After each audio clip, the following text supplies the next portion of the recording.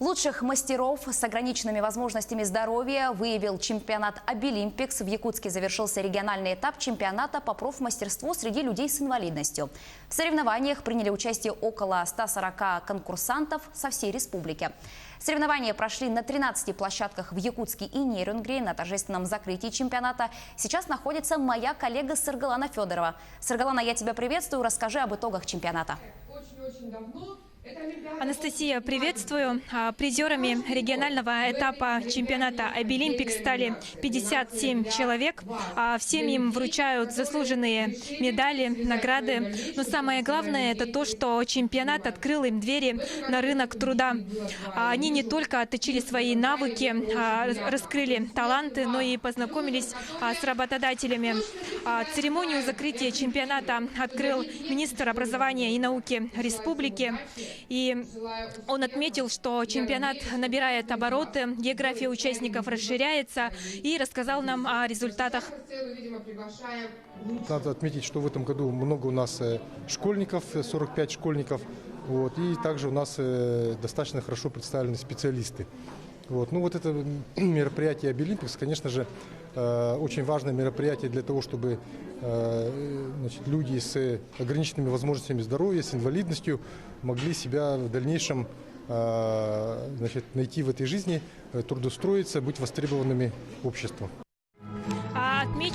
Напомню, что в течение 3 дней участники показывали свое мастерство в 19 компетенциях, начиная от ювелирного дела, заканчивая экономикой.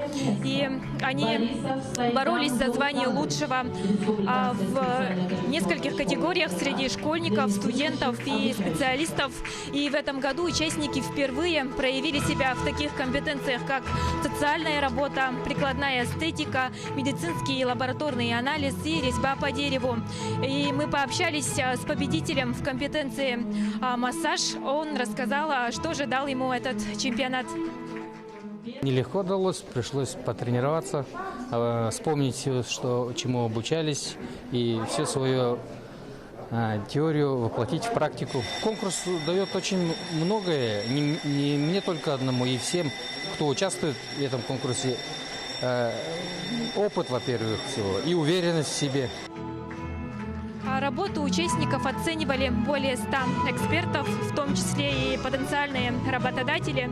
И как показали себя участники, мы узнали у одного из независимых экспертов. Мы очень рады участвовать в таком мероприятии.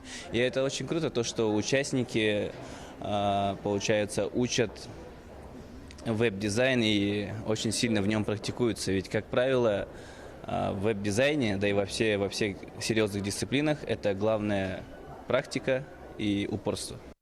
На всем протяжении конкурса удобства участникам обеспечивали волонтеры, которые прошли специальное обучение. И помимо соревновательной части прошли выставки, круглые столы.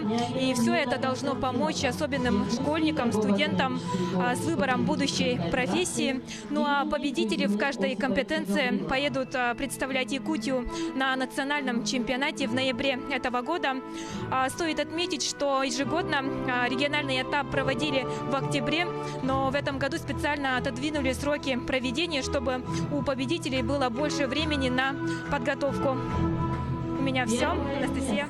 Ну что ж, остается пожелать только удачи нашим на национальном чемпионате. Я напомню, что на прямой связи со студией была наш корреспондент Саргалана Федорова.